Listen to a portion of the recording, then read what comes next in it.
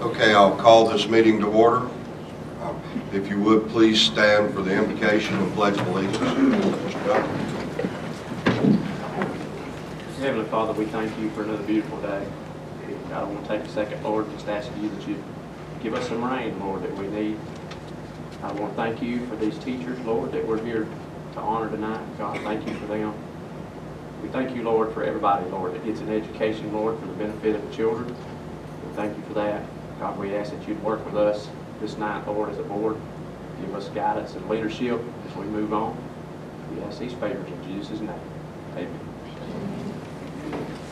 I pledge allegiance to the flag of the United States of America and to the republic for which it stands, one nation, under God, indivisible, with liberty and justice for all.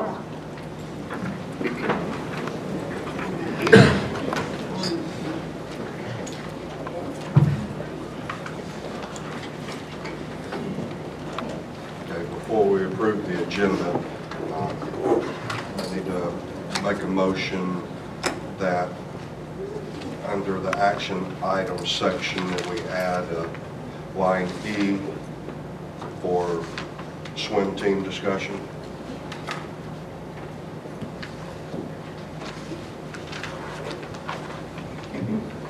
I'll second the motion. Any other changes that we need to make that y'all see?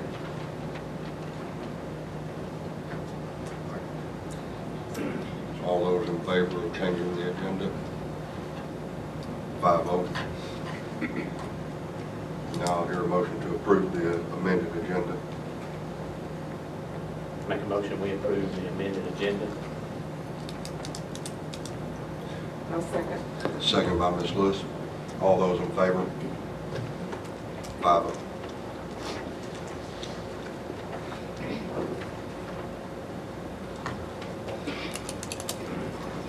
Now we get to recognize a few outstanding teachers. Absolutely. Good evening, everyone. I appreciate the opportunity and the honor of presenting the Teachers of the Year for each of our schools. I have asked each principal to come and share a few words about the Teacher of the Year and, of course, announce their name. Not too long ago, just this past Friday, a committee interviewed each and every one of those, so we will have a Teacher of the Year for the county at our banquet in November and announce that at that time, but I would love to present to you the slate today. And if we can start with Pickens High School, Mr. Purdy.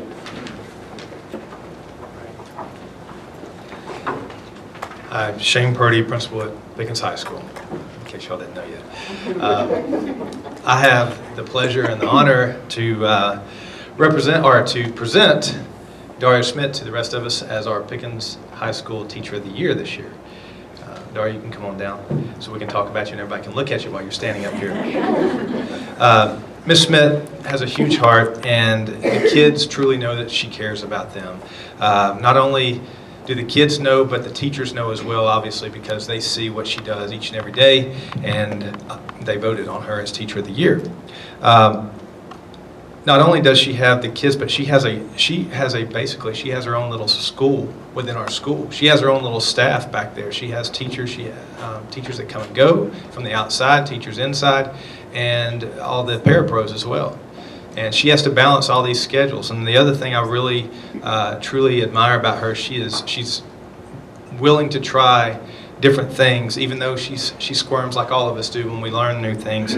But she is implementing soft skills with these kids and having them around the school. I see them, and they know I'm in the halls everywhere, but I see her kids as much as I'm in the halls. They're everywhere, and they're constantly doing things that will help them, hopefully, in life. And she sees the progression. I see it, and they're just like, was it today or yesterday? My days run together now. Where one of your students came in, and at the beginning of the year, they make treats every single week. And this student, yeah, they're good too. But Dragon snacks, there we go. But at the beginning, she would have to walk up, and some of the kids she still has to, but she will have to walk up right beside them and help them say whatever they're supposed to say. And today, the student came right up to my desk. She stood at the doorway and he did the whole presentation right there. So that shows the progression they're making, and I appreciate all the work that you do each and every day for our school and for mainly for our kids. I appreciate everything. Thank you, Daria, for representing Pickens High School.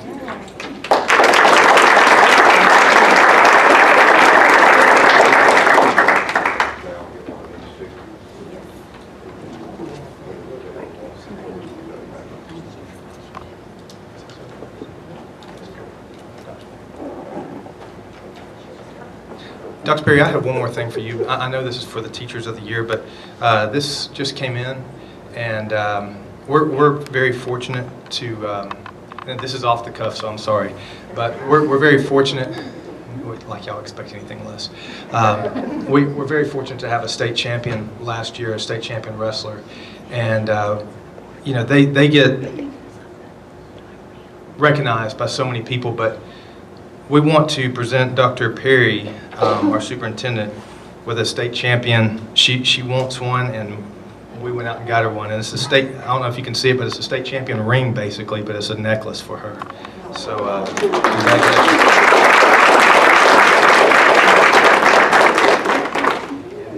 Thank you so much. What an honor. You didn't have to You didn't have to wrestle to get it. Beautiful, gorgeous. Thank you.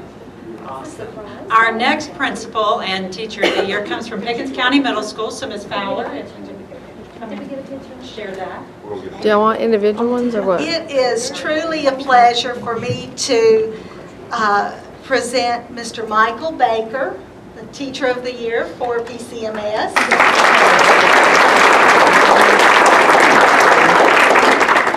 You know how some teachers just really stand out as being willing to go above and beyond, and they're those teacher leaders. And Mr. Baker is definitely a teacher leader. He is an exemplary teacher. His students love him. They are always engaged in good quality lessons. He serves on our school climate committee, which has been very successful, our building level leadership team, the school advisory council, and he is special ed lead teacher. So he is phenomenal, and I am fortunate that he doesn't seem to know the word no. So, Mr. Baker.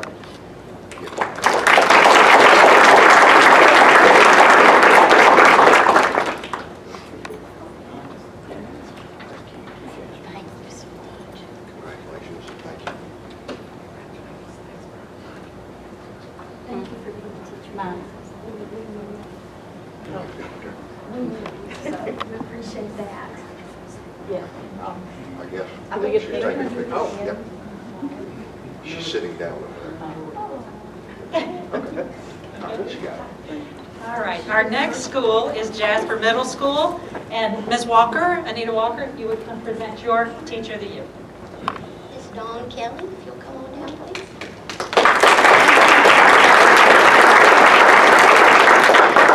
Right. I am very honored and proud to say that Dawn Kelly is JMS's Teacher of the Year. She loves her students. Anytime she's talking about them, she's got this big smile on her face. When she's interacting with them, she's having fun.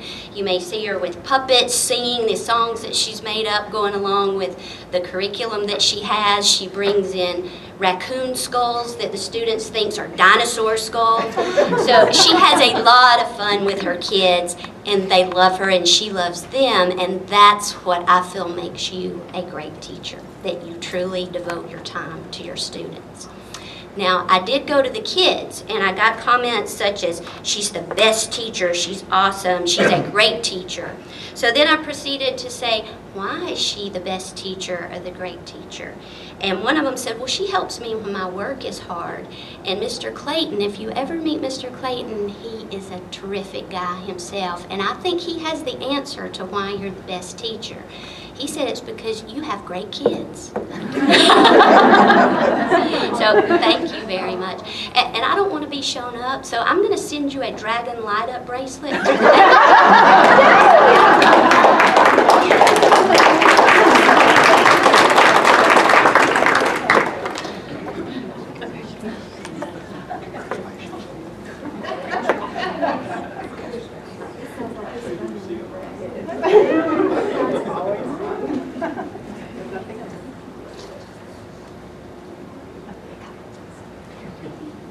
So from Harmony Elementary, I've asked Mr. Thompson to present his Teacher of the Year. I am extremely honored to announce our Teacher of the Year, Ms. Sharon Morgan.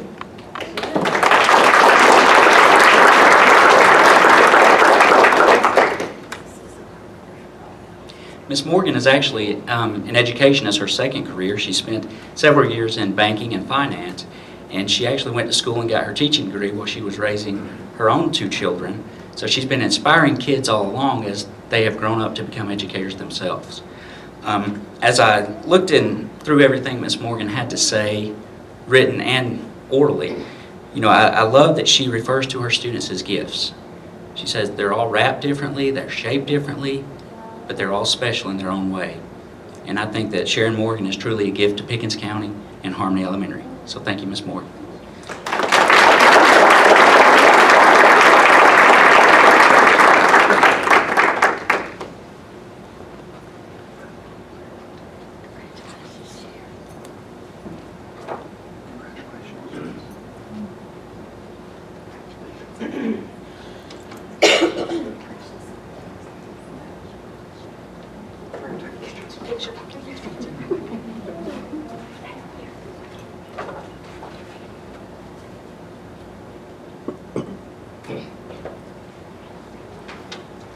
From Hill City Elementary, we have Ms. Jennifer Halco presenting her Teacher of the Year.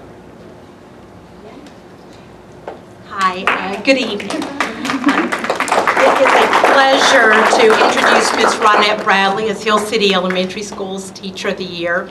Ms. Ronette Bradley, she is a Pickens County native, and education is her second career also. She was in nursing before entering the education profession, but she has been teaching in our county now for 7 years, and she has been at Hill City for the past 4 years.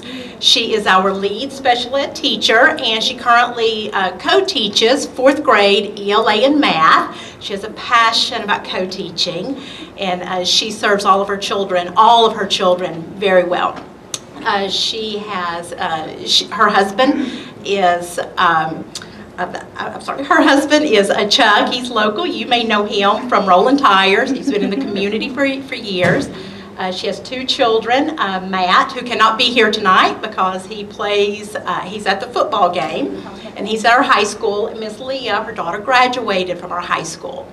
And Ms. Bradley asked me to read through her Teacher of the Year packet, and when I was reading her philosophy, several things really stood out. And one of the things that really exemplifies her compassion and her dedication, there's a statement in there where she said, everyone is entitled to a bad day every now and then, but the student should just never know when your day rolls around.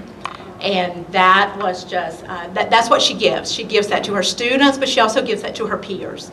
Every day she gives her best, regardless of their abilities or disabilities. She gives them her best every day. And that's why Ms. Bradley was voted as Hill City Elementary School's Teacher of the Year. Awesome. Thank you.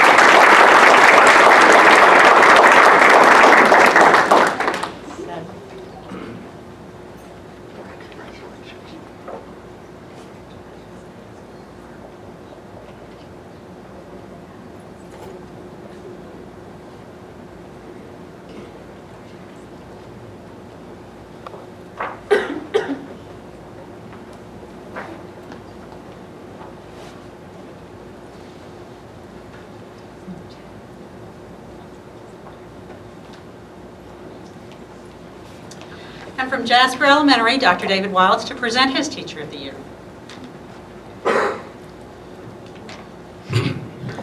It's my honor to present Ms. Gloria Ginsman as Jasper Elementary's Teacher of the Year.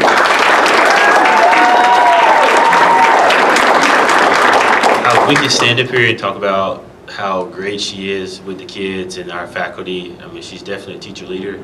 She does more things than she needs to on a daily basis. But to give you a true picture of Ms. Ginsman, also known as Ms. G, I want to tell you a little bit about her history and her travels. And so I'm going to read it so I don't want to mess it up. Okay, so she was born in Fairbanks, Alaska, and has lived there for 16 years. She's moved to Toledo, Ohio, and so that her parents could finish their undergraduate degree. Both their parents became teachers, one at the middle school and her father, a special education teacher at the high school level. All 6 of her family members were in college at the same time. So now just imagine that tuition bill. So with graduate degrees or undergraduate degrees, so they were all at one time. She started substitute teaching in January 11th, 1970, and was offered a teaching position in 5th grade. She then started at a community college and became a full-time professor, and before moving to the state of Florida, which was where her family lived. So Alaska to Florida, so that's going from below 50 degrees to like 90 degrees every day. So she's had the changes in her life. While in Florida, she was offered a full-time teaching position with children with severe and profound physical and mental disabilities. During that time is where Miss G decided that this is where she needs to be with kids with special needs. And she really makes a difference in their lives. She just brings so much to the table. She's taught anywhere from pre-K all the way up to 5th grade and then at the college level for about 17 years. And then she added her second master's degree. So if you're talking about a teacher with experience in the education, you can talk about Miss G. So then after her family finally moved to Canton, she followed so that she could be close to her grandchildren. And then she was fortunate enough to be employed in Pickens County at the middle school as a special needs teacher for moderate and severe profound disabilities. And then she's taught at Harmony, she's taught at Hill City, even the Head Start, and for the last 3 years she's been at Jasper Elementary. So where she's employed as a co-teacher for most of our 5th grade students. So if you do the math, Miss G has been teaching for 47 years. Soon to be 46. So she brings a grasp of experience to the table at Jasper Elementary. And Dr. Perry, we wear green sometimes, but we sport that orange all the time in Tiger Nation. So if you ever want to mix up that orange, come on down. And we can give you some of that. I have an orange jacket. Congratulations, Miss G. Thank you, Dr.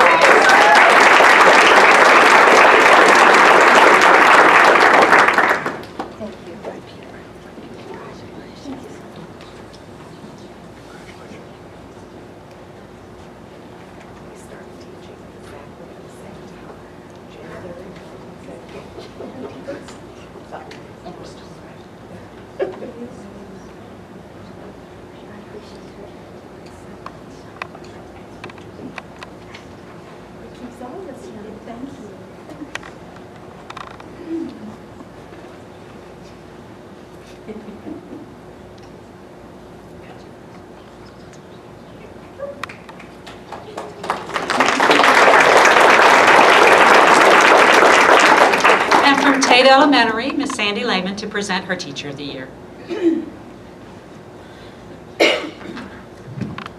Sorry, the short bird has to move the mic.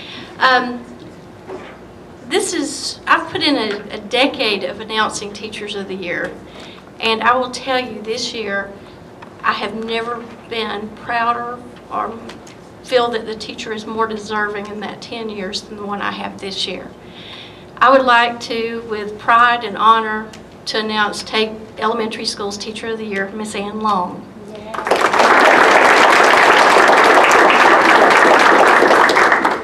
Ann is a long-term resident of Pickens County. Her husband, Greg, and her daughter, Emma, are a big part of Tate, and not Tate, but also Pickens County and the whole district here. And you'll meet Emma again in a few minutes. But Ann started her educational career as a parapro. And then she caught the bug, went to school and graduated Reinhardt with a bachelor's degree in early education and special ed. She continues her career at Tate, and she has taught 2nd and 3rd grades, and she has been a co-teacher and a collaborative teacher with our special ed department and our regular ed. She's a regular ed teacher. During that time that I have known Ann, one of the things I wrote about Ann was, you know, you have teachers that inspire their coworkers, inspire their children, but she's inspired me to be better. Every day I see what Ann does, and I think, if Ann does this, I got to step up too. And that is saying something. So she is a role model. She is a person that puts herself out there 150% every day for every child. One of the things she wrote in her packet for Teacher of the Year, she was describing kind of what led her to education. And as a parapro, she was working with a struggling child. And this is what she said. To see this student success, to see this child succeed, and watch her transform into a confident reader who came to class every day with a smile on her face was a turning point in my life. When a person says that, they are a teacher at heart, not a teacher by profession. Anne has never lost that enthusiasm and love for education and her kids and her co-workers. So I think that there is no better choice that Tate Elementary could have made for Teacher of the Year, Miss Ann Long.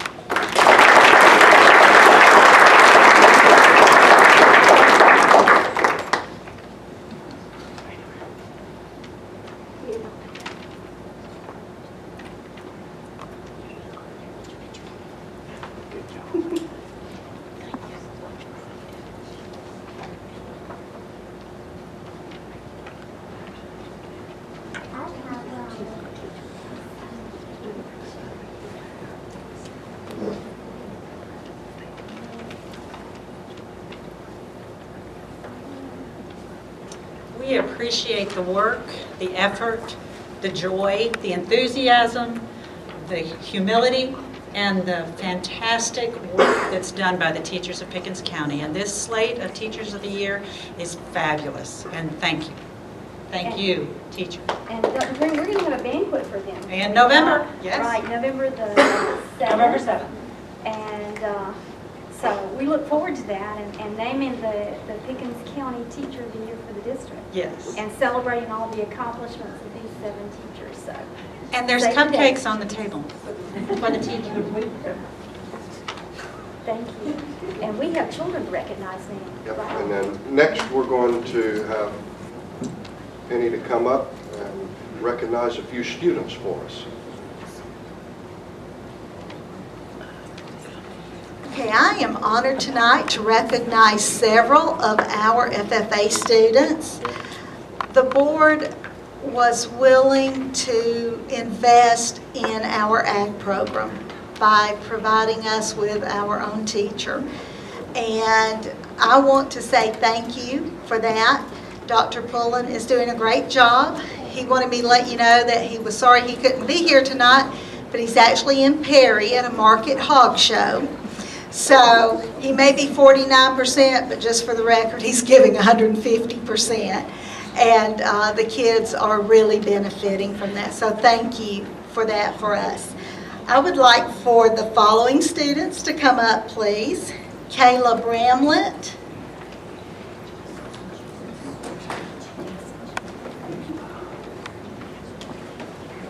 And they competed as a team, so I'm going to talk about what they did all together. Michaela Odom. Just stay up here.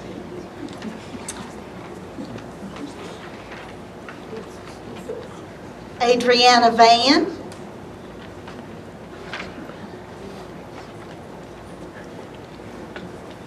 Tyler Lohman.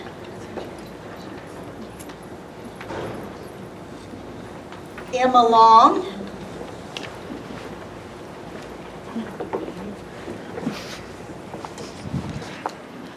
And part of this group is also Parker Fleming, but Parker's the one who's competing at the Hog Show in Perry. This group of students recently competed in a opening and closing ceremonies officer team. So they are our officers, and they won first place in opening and closing ceremonies. So we are very, very proud of them.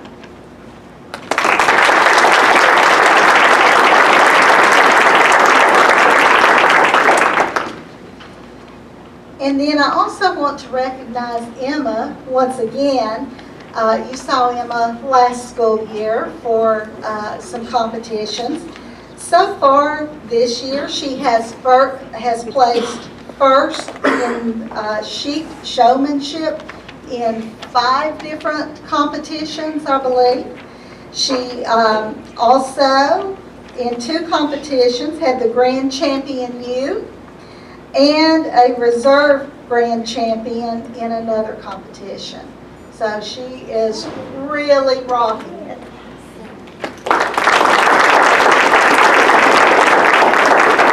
And then Parker, our officer who is not here, placed 2nd in a market hog show and 6th place in the FFA quiz contest. So they are doing great. Ladies and gentlemen, we'll go around and shake hands with Dr. Perry and the board, please. Tomorrow, to recognize them, can we have some pizza delivered? Absolutely. And would you make, would that work? All right. What kind? Y'all tell me. Doesn't matter, just so it's pizza? Okay. All right. It's coming tomorrow. Congratulations.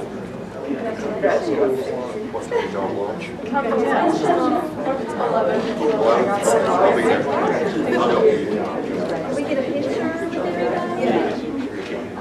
with everybody? Line them up right here. Yeah. Go down the page. We want to get y'all, get a Come on in here.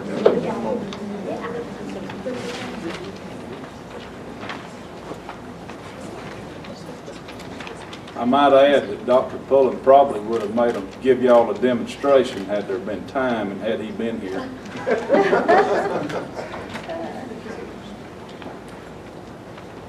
They can always come back and do that. I think that's awesome. We'll put you on the agenda. How about that?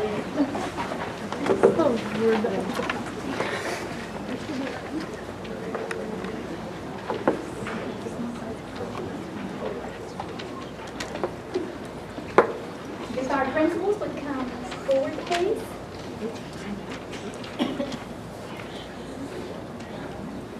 It's not pizza. Okay, come on.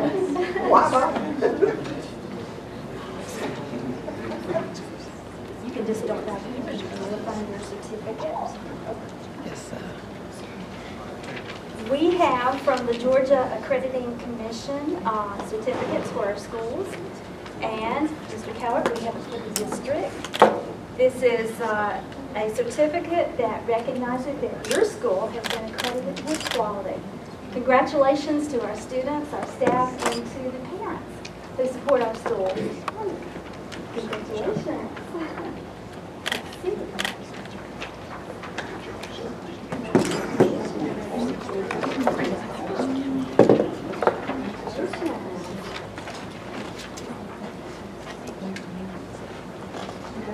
Now this goes in a frame today.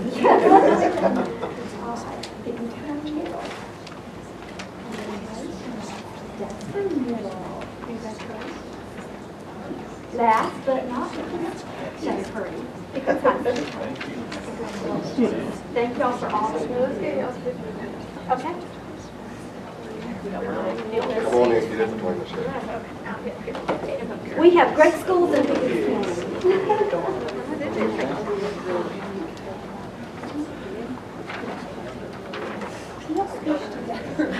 Squish a little more.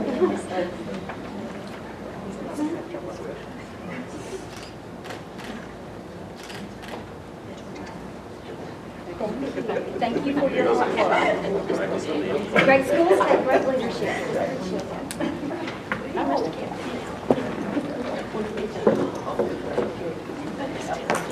Right.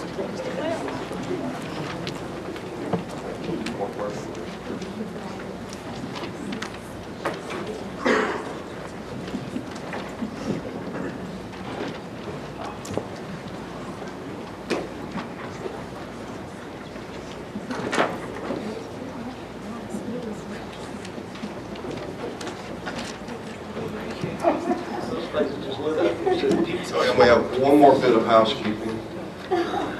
Somewhere over here on the end, somebody has a birthday. Birthday, sir. Happy birthday. You want us to sing? We can get Mr. Purdy to sing happy birthday for you.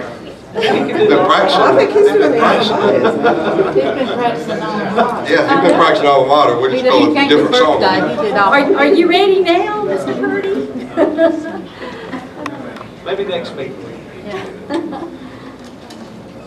Okay, next on the agenda, we have public participation. Ms. Lee Williamson.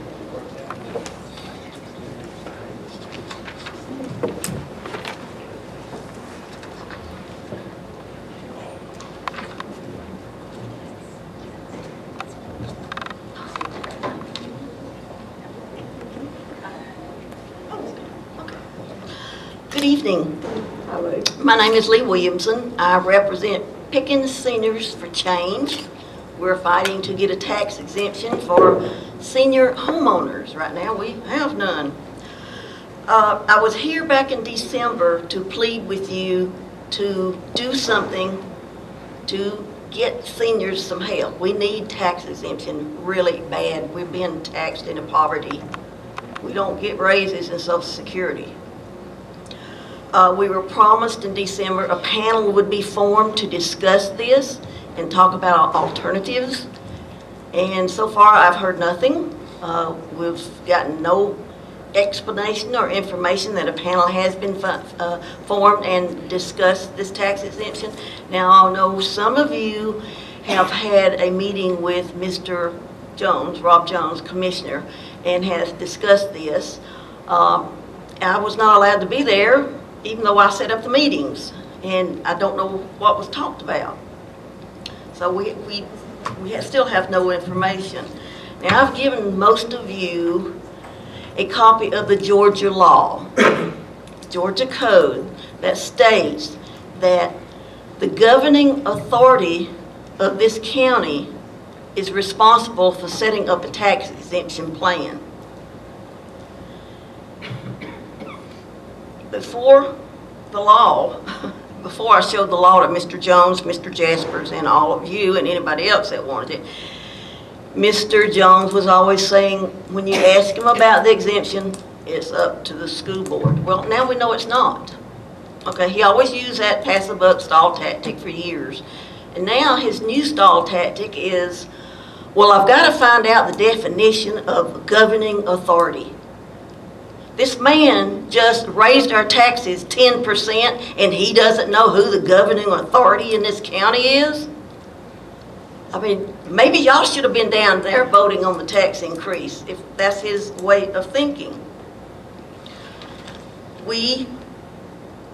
Our group is getting impatient, we're getting angry, we're tired of the delays, and we're tired of the stall tactics. We need this exemption, and we need it now.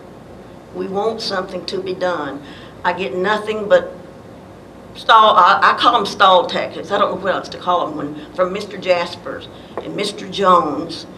And I know y'all, the majority of y'all are behind me, but y'all are powerless to do anything. Y'all can provide input, and we definitely want y'all's input, because y'all gonna have to deal with the situation after the tax exemption gets here. Oh, hush. So we definitely want your input. Now, I know Mr. Cowart and Ms. Andrews is leaving after the first of the year, so I have been getting this information to Ms. Finley and to Ms. White, so they will be well versed in what's going on when they take office in January. And I appreciate y'all's input. I appreciate you going to meeting with Mr. Jones, but we need a panel. We need something done. We want to see it. Don't keep this a secret from us. We have intelligent people in our membership. We're getting more intelligent people moving into this county. And that intelligence and knowledge needs to be used. More and more people are moving into this county that wants a senior tax exemption. I hear it so much from people in Bent Tree. When are we going to get it? When are we going? I can't do anything but other than what I've been doing. Make the public aware of what's going on. Give them the laws, but we're still being ignored by Mr. Jaspers and Mr. Jones. They just refuse to acknowledge us, and it's creating a lot of anger in this county with the senior homeowners. I know one woman told me she has to go out and borrow money every year to pay her taxes. Another lady said, just my school taxes alone are $3,000. People are having problems. That $25,000 limit that we have now is not working. It didn't have a COLA built into it. So if you make $25,100, you're not eligible for it anymore. So thank you. My time's up. I appreciate you listening. Thank you, Ms. Williamson.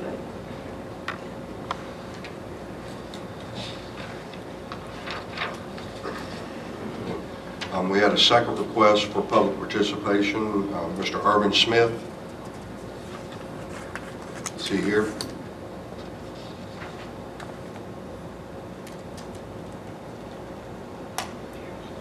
Okay. I guess he did not show them. Okay. Next on the agenda, we have our superintendent reports. First will be Ms. Smith with our financial updates.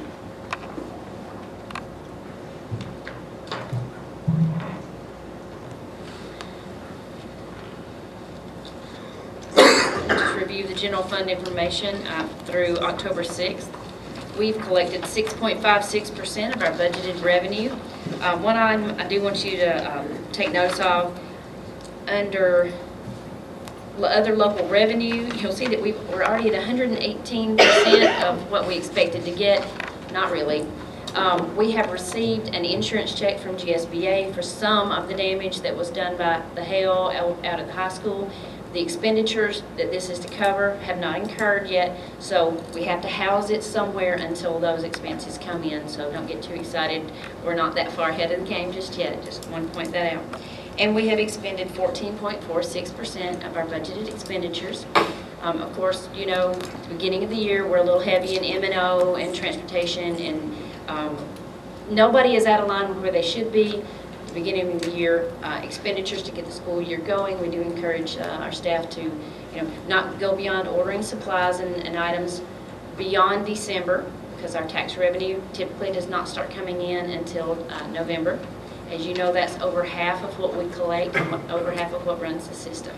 Everyone's been very conservative. We're real pleased. The one item you'll see is other support services that is at 101%, and that is our membership with North Georgia Recess. So we get that bill once a year. It's a one-time thing. There will be no other expense there. So do y'all have any questions on this report? Next week, we will be sending out to all the board members our FY16 year end. We have submitted it to the state. It has been approved, so we've got to get it in a format that format is not something I can email. It's a huge file, so we're going to condense it down to something we can send out to you just for your information. It no longer has to be presented and signed to the board, but we do want you to have it for year end. The next report we have is our SPLOST report. For the month of September, we earned $357,537.57 in SPLOST revenue, earned $1,092.13 in interest. We had one expenditure, and that was for the recalled sprinkler. This is the sprinkler repair and installation, and there were lots of little pieces to it, but it totaled $40,000. That is not the complete package yet. There is a little bit more work that needs to be done, so it should show up on our next month's report. By the end of September, our balance was $5,640,500.06. Do you have any questions? And I understand that our Title I budget, you did talk with the DOE and everything's been submitted, so we're waiting on that to come through. And when it does, then there are some things that that can happen in Pickens, once we receive our money. So I think that the word from DOE is hopefully next week or shortly thereafter we'll get approval of our Title I budget. I know many are waiting on that. And just to add to that just a little bit, with most all of our grant funds, there is an application process. There is a place we go into, the DOE, we log in. It's called the consolidated application. Lots of our grants go through here. It's mostly federal grants, but there are some state. Information has to be submitted. It could be a maintenance of effort. It could be, there are different things for different types of grants. So you have to submit all this information into the CLIP. The CLIP has to be approved, on the Georgia DOE side. Once they approve that, then you can start the budget procedure, and it kind of goes back and forth until they're satisfied with what we've submitted.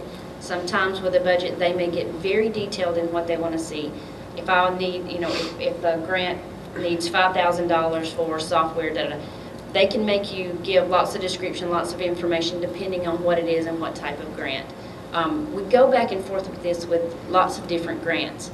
Title I, at this point, it's just one of those, we've gone back and forth a little bit. Actually, it's going pretty well for the year. Sometimes it's been later before we've gotten an approval. But we've submitted everything we can submit. We are waiting for them to do their approval. It goes through several folks on that end, and we actually get 2 approvals back, and we'll see them. We'll see one come through. I'll get an email. Dr. Perry will get an email.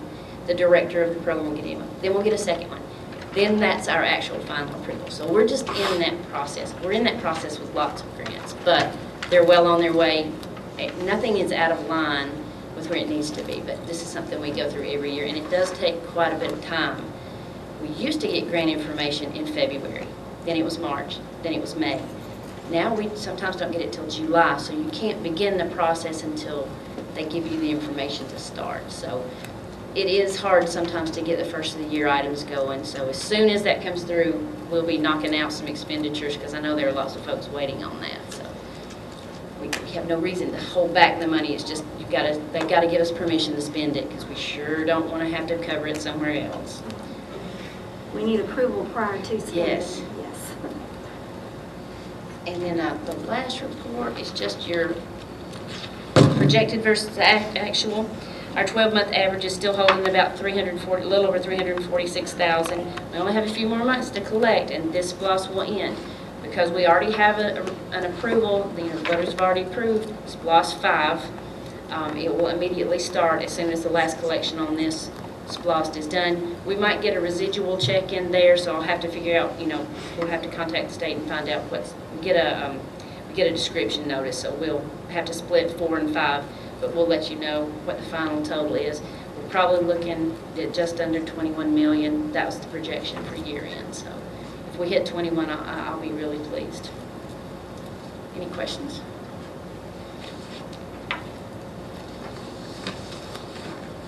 Thank you, Ms. Smith. Next, we have our operations update with Mr. Gilleland.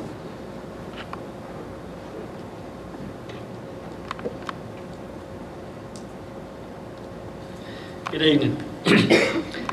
It's that time of year, the temperatures changes, we're starting to start winterizing all our buildings, and there's a lot to this. I mean, we have a lot of things we have to check and do and take care of, and boiler rooms and things that we have to start sealing up and closing up and fixing vents and things, so that's a busy process right now. Also, I think this time of year is the ground starts shifting, because I keep getting water leaks at Jasper Middle School. That place, I'm going to know the ground better than I do the school. We had 2 more busted pipes on the ground last week, and they're going to nothing. Once we dig them up and find them, they're abandoned pipes, and it's driving us crazy right now. You're a jinx, Nita. But we're working on them. We'll get them taken care of. We're still in the process of evaluating all our athletic facilities. We've got prices coming in, and contractors talking to us about things to do and way to do things, and we'll be bringing you an update on that. We'd like to sit down and talk to you about it sometime and give you a layout on it when we can. Chris has got a nice PowerPoint started that we're going to present to you. We may email that out to you so you can see it sooner if that would benefit you. Transportation, School Bus Driver Appreciation Day is Monday, October the 17th, and School Bus Safety Week is the entire week next week. We're doing a little something from the central office for the bus drivers. Going to serve them breakfast on Monday, and a lot of the schools have things planned for their bus drivers. They're real good to treat them right and talk to them and give them a little token and show their appreciation. Bus drivers appreciate it too, so we're going to make a little effort there. We're still looking for some good folks to drive these buses. That includes teachers, coaches, parents, relatives, media, parents, anybody that wants to. Come on, we'll teach you how to drive the buses, get you CDL, and you can help us out. I have 1 sub, and most days we have no subs, because I'm pulling maintenance and I'm pulling transportation shop people to drive buses. I need help. If you've got anybody, send them our way. I want to thank the schools, and Sherry does too, for the participation in the school bus safety poster contest. The results will be in soon. We've sent them off to the state, and we'll bring them and recognize them here for y'all one night when we get all that in. I don't have an SRO report this month. Food service, Beth's here, and I'd be glad for her to talk to you. I think she's run to death right now. She's the director. She's she runs the cash register. She cooks the food. She unloads the truck. She checks the inventory. She's killing herself right now. And there again, it's a lack of people. I mean, it's hard to get people and keep them in the system and working. I don't know what the times are right now, but she's having a tough time. She worked herself to death. She's a good one. We've got verification of free and reduced meal applications which begin actually October the 4th and be completed by November the 15th, so we can give you a firmer update on free and reduced and all at that time. USDA now is requiring that all LEAs that participate in National School Lunch and School Breakfast programs, we have to have a district charge policy. So Beth's going to put a committee together with principals, central office administrators, and district-wide people to start studying this policy and how we want to do it, because it's by law now that we're going to have a charge policy and repercussion for people that are not paying their bills. So it's something that the government's making us do. It's National School Lunch Week is actually going on this week. The theme is School Lunch, Show Your Spirit. And she's challenged students and staff to come together and show how much their spirit they have for the school lunch program. And this year's theme was intended to remind parents and students, school officials, that the healthy school lunch helps students power through the day. Everyone is welcome to join us for lunch one day. Come by. It's a cheap meal, but it's a good meal. I mean, I ate the high school last week. It was very good, very good. But that's about all I have. Any questions? It's nice to increase our fleet by 6. Oh, yes, I did skip that. Our buses are in, our 6 main buses, 2 special ed, 4 regular ed are in. We have the cameras in, radios are in the process now. I said they'd be on the road by the end of the month. They may be on the road by next week. I got the information today for the titles and for the tags, so we'll pick them up either tomorrow or Monday, and we'll have the tags on them. They'll be ready to go. And you'll see later I'm surplusing some buses to take off since these have come in. And I do have Calhoun schools wanting to buy those, and they're offering us a heftier price than we got in any auction we've had, so I think it'd be reasonable to turn and sell them to them, and they've already issued POs if we'll do it. So Stacy, go ahead. Excuse me, we're just waiting on the white bus now? Yeah, Is that the only they one? had a lot of white buses ordered this year, and so they fell behind on those. They're hoping by the end of November I'll have it. So we're offering the training now. We're going to set a class up. The problem with the training is we've got 7 people that have signed up. Most of them from the high school too, thank you. But there's some time frames here that we may have to work something out to get them there to take a day or so here or there. There's like 3 days of this we've got to train. They don't have to train for the full CDL, but we've got some responsibilities through the insurance, through GSBA and all that. We want them to see certain things and how they operate and how we should run a bus and how we should drive with kids on, and speed limits and safety and just some things they need to go through and learn. And so we're doing a 3-day training. So they won't have to have a CDL? Won't have to have a CDL as of now. Right. But guess what? Uncle Sam and the state have decided, we might make them have a CDL later, because there are a lot of people doing this now. So maybe not. You think we might get a green stripe on that white bus somewhere? Might put a dragon on it. Yeah, dragon. That's even better. One question I have. Could be green. is, it seems like we are having a problem getting and keeping bus drivers and food service personnel. I mean, is there anything the board can do to help y'all in being able to acquire that? I mean, I don't have my sheet with me, but I have been doing some thinking about this, and I talked to Dr. Perry one day, and I've looked around at some of the other systems. We might could do a bonus program of some kind of one-time deal to people that would get their CDLs, and some of the places do it, but they would have to drive, 5 trips or 3 trips, and then we would give them a one-time bonus or something, just as an incentive. If you guys come up with something that would be a good incentive, we could offer a one-time deal or something that would entice them to come and do this and try this for us, it'd be appreciative. I mean, I do have a little bit of, I have about 4 little items I'll bring to you, but I was trying to check around counties and see if any of them were doing it or what they were offering, or if we're too high or too low or what I'm thinking, but it looks in line from what I found so far. I just know they're integral in us being able to open our doors every day and run our school system. It's just like if we have to add 2 more routes this year, I don't know what I'll do. We've doubled routes, we've done everything. I don't know what I'll do to handle these. Kids are going to be getting home later and picked up earlier is all I know. So it's really, we've got the fleet, we've got the equipment, we've got everything we need but the personnel. It's just crazy. But if you go through any county, you see this big sign on every bus sitting in every county now, bus drivers needed. It's not just here. I saw ours is back in from the old days. We're moving it around, trying to, it seems to do better if we don't leave it somewhere too long. We get more interest. We did 3 last month. Out of those 3, though, 2 of them can only be monitors because they don't feel comfortable driving, but at least we've got monitors. I mean, you need to come bus shop with me one day. We need to do this. Y'all need 1 at a time to come to that bus shop, or 2 at a time, one evening, and just sit there for 2 hours and listen to what goes on to get kids home. Is it not amazing principals? They work themselves to death, don't they? And they do a good job.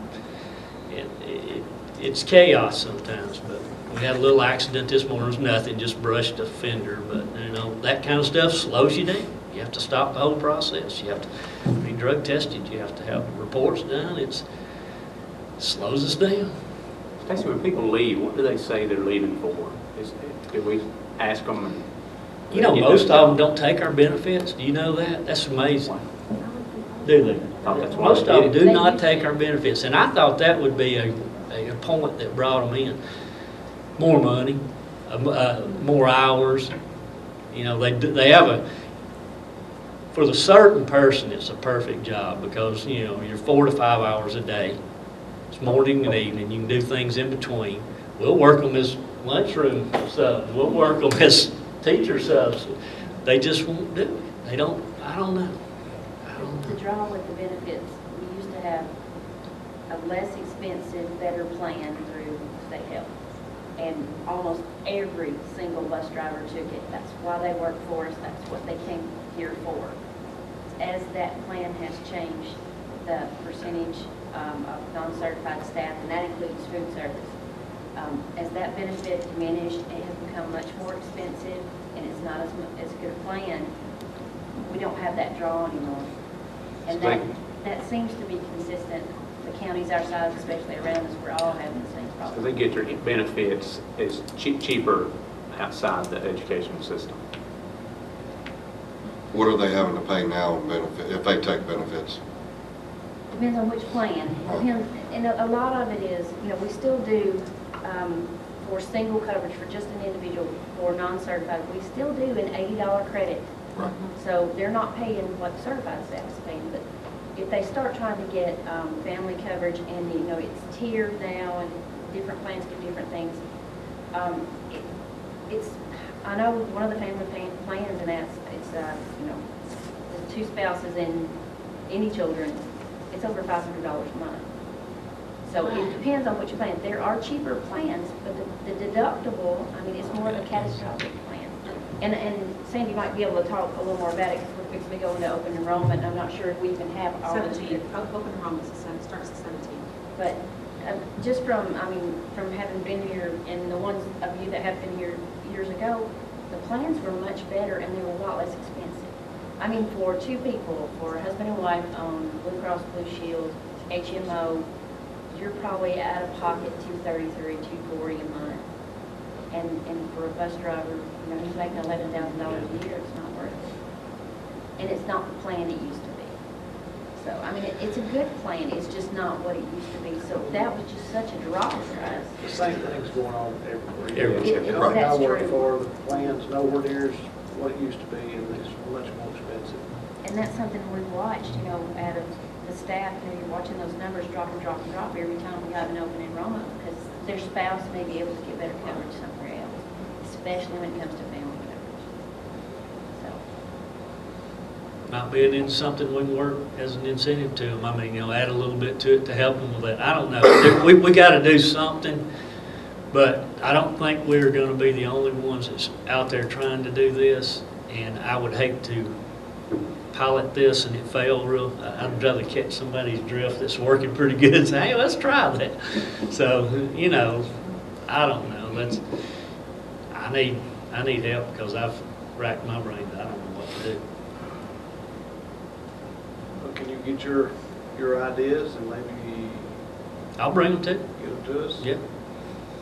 Yeah.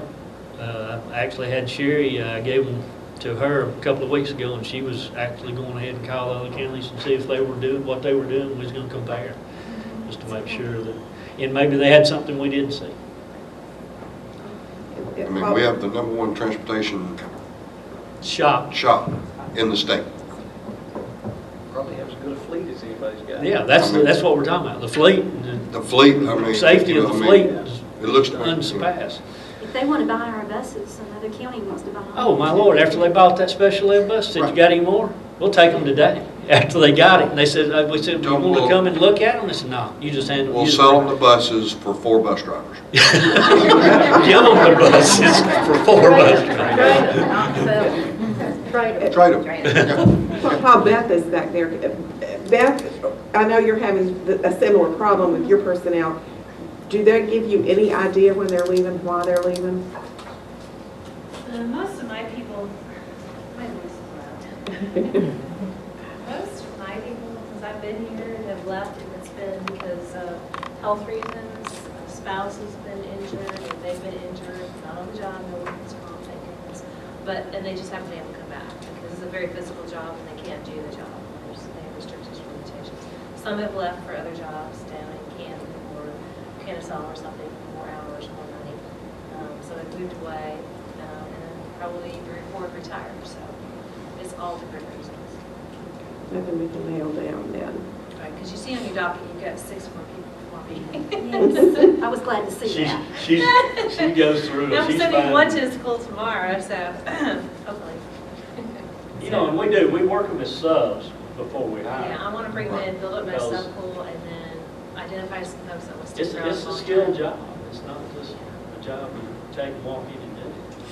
And I've got to rebuild the program because I'm down 1 manager, and I've got 2 that could retire tomorrow if they wanted to. They have 30+ years, so it's time to rebuild.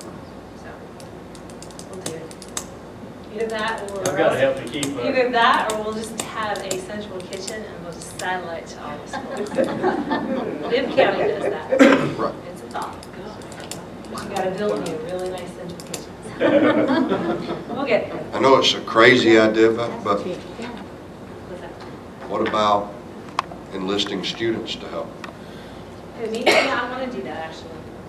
I talked to Chris about it a little bit last year, and then he left. I just that. But actually, I've talked to some other school districts that are doing that with, because we have kids doing work study, and so I can pay them to work in one of our kitchens, and we can teach them quantity food production. I can teach them serve safe. I can teach forecasting, inventory, anything they need to know where they can get a class credit for it.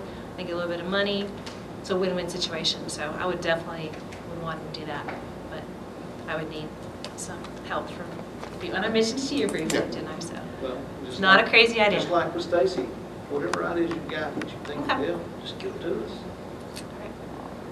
Well, I'm willing to drive a bus, but then somebody's going to do my job. So that sounds like very, very, very enticing right now. Not driving, but- I could do it. Thank you, sir. Thank you. Thank you, ma'am. Next, we have our attendance update with Ms. Cantrell.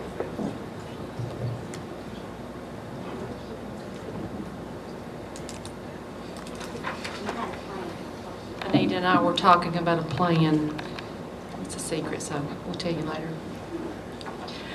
I'm very honored to be here tonight to present the attendance of highest student attendance. And I would like to congratulate Miss Penny Fowler, Pickens County Middle School. Miss Fowler and Mr. Purdy. Mr. Purdy, would you grab that banner? I forgot to. And then Miss Lehman, if you would come up and, since you are giving up the banner and presenting it to Pickens County Middle School, 96.85%. Wow, way to go. Congratulations.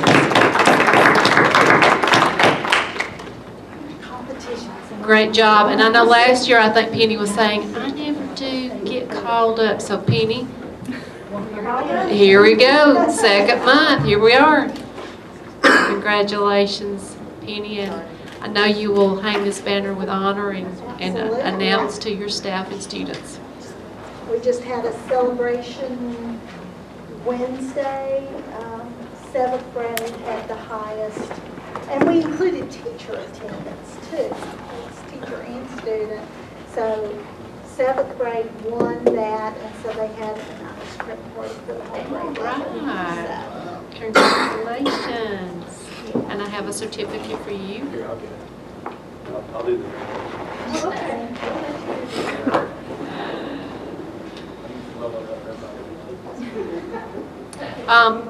In looking at the information, do you have any questions about any of the numbers before we go into the dropout report? That was 1/100th of a point difference. Yes. Yeah. Tate was right behind. You knew Peggy would bring that up. Tate was right, yes. The taters were right on the dragon's tail, so yes. And then the dropouts, we had one dropout last month. I'm very glad to announce that we now have the person enrolled in another educational facility receiving their education. So we have no dropouts to report this month. This is just like, yes, this is something that we are really, really focusing and working hard, and we're going to be zeroing in on a lot of things. We got a lot of extra things that are going on at the high school level. Myself and Ms. Carnes, and we're really working hard with the counselors and trying to stay on top of and really meeting with these students and counseling with them and trying to really get them to thinking about, before they decide they're going to quit school, and talk about, and looking at the big picture and not just looking at, well, I just want to quit, I just want to go get a job. Well, we're trying to sit down with them and get them really to talk about why they're wanting to quit and really getting into more of the pulling off the layers and kind of figuring out what's going on. So that seems to be working very well this year. Mr. Purdy he's on board. He's been helping us with a lot of that, and of course we're still doing the exit interviews. Anytime any student leaves, we meet with them and the parent has to come in, and we still do that process as well. So we will stay on top of these dropouts, and I hope I can continue to present it as zeros. So that'd be awesome. Those are the best zeros to ever get. I'm telling you, you can't ask for anything better. I'm assuming we found all the no-shows then that we had at the beginning Yes. of the year, because Yes. they would have been dropouts. Yes, we did. We did. Good job. And one of the things is that when we go back and look at our cohort 4-year, Linda Wallace, she had worked on this and she had helped a lot. But going back and looking at the information, when you go back down to the high school and you go back and pull individual files, you can go back and you can actually track a lot of those students where we have found that they actually have went on somewhere else. So we were pleased that we were able to even find some of those within that 4-year cohort group. So we were able to lower our numbers somewhat there too. So that was that was great news.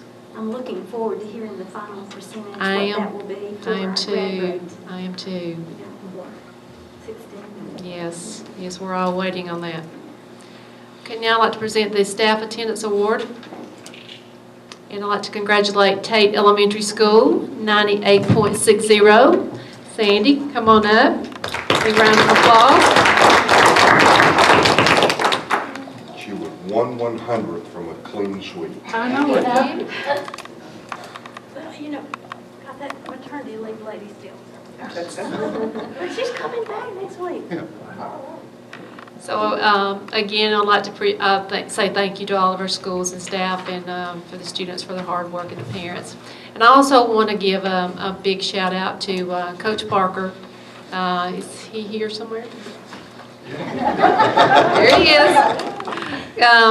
Coach Parker, I was talking about the Snap Pack program one afternoon, and we were talking about how we could kind of help to raise some money. And you know, Coach Parker, he was like, you know, he's a little, hey, let's do something at the football game. Let's just, you know, so last minute, Coach Parker got his team, his football team, his cheerleaders, you know, and we kind of did it at the last minute, but I just want to say that just in the last minute we were able to put this together and working. We were able to, with all the people coming in, and thanks to those gracious people who gave donations, a little over $700 donations, and we took the county car down to load up the food donations, and so we had the whole car loaded down with food. So that is just tremendous, and I want to say thank you to the community and all the people and their support, and to Coach Parker. He's just awesome. He had the cheerleaders out, and they had their little buckets were going around, and it was just wonderful. And you know, we're gonna get on board a lot sooner next year, and this is something that we're gonna do every year, and so we're looking forward to making this bigger and better every year. So Coach Parker, teamwork, thank you. Thank you very much. Thank you.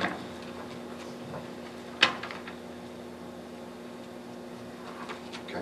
Next on the agenda is board discussion of the senior tax exemption. So, open up the floor for any board member that wants to go ahead and start the discussion on it, and then just go from there. Well, first I'd like to thank Ms. Williamson for sticking with this and working as hard as you have, and I know we've all been knowing how hard you worked from seeing the input that we get from you, and I appreciate your efforts on behalf of the senior group here. I do know that you have nailed what our problem is here in terms of trying to get a definition about who is legally responsible for this.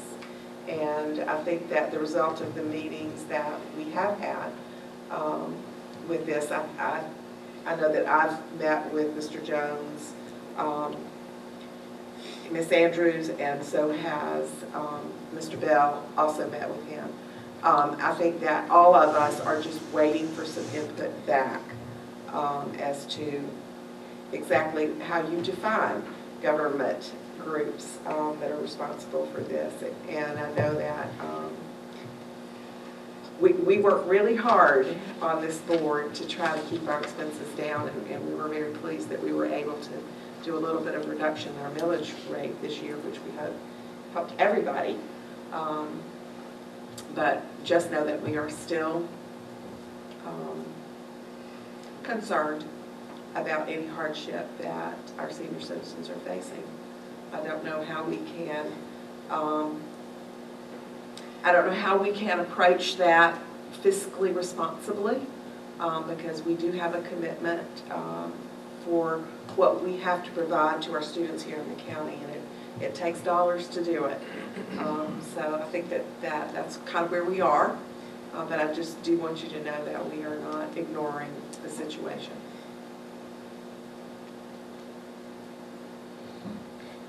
Thank you, Ms. Liz. One thing that I would like to say is, me personally, I do believe that a couple on Social Security income only doesn't need to pay school tax. and they're having a hard enough time as it is. So that's my personal thoughts on it. It's always been my personal thoughts on it. I can tell you that the last time a senior tax exemption was passed, what I know about it is that the state representative then, Garland Penholster, is the one who spearheaded it. And he brought it to the floor of the state house and had it approved to be placed on a ballot.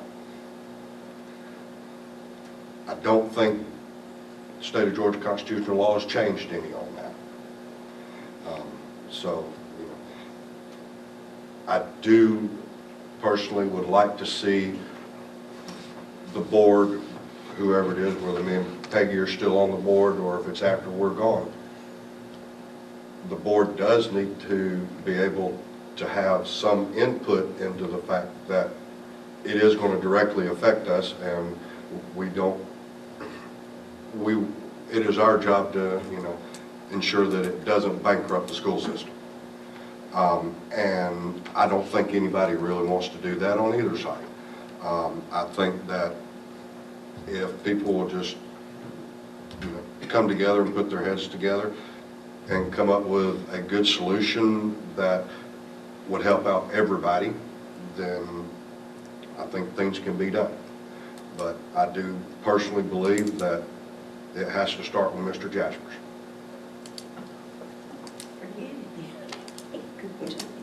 May I make a statement?